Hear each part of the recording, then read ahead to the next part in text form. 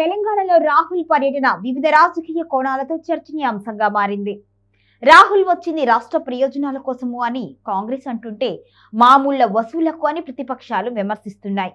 అయితే రాహుల్ ఈ సమావేశంలో పార్టీని క్షేత్రస్థాయిలో బలోపేతం చేయడానికి సంబంధించి డీసీసీ అధ్యక్షులకు దిశానిర్దేశం చేయనున్నారు. అలాగే ప్రత్యర్థి పార్టీల ప్రచారాన్ని ఎదుర్కోవటంపై కూడా సూచనలు చేశారు.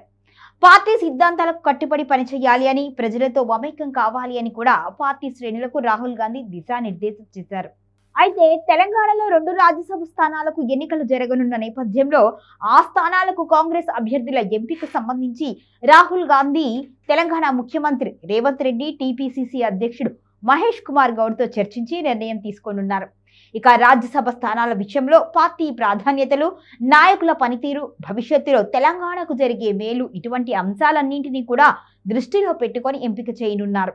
ప్రస్తుతం తెలంగాణలో కూల్చివేతల పర్వం నడుస్తుంది. ఇటువంటి తరుణంలో రాహుల్ రాష్ట్రంలో జరుగుతున్న పరిస్థితులపై కూడా చర్చించే అవకాశం ఉన్నట్టుగా కనిపించింది.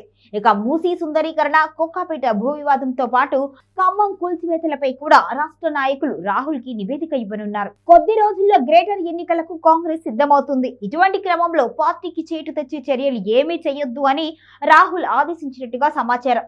అంతేకాకుండా వివిధ రాష్ట్రాల ఎన్నికలకు సంబంధించి కూడా పార్టీ శ్రేణులకు బాధ్యతలు అప్పగించినట్టుగా సమాచారం.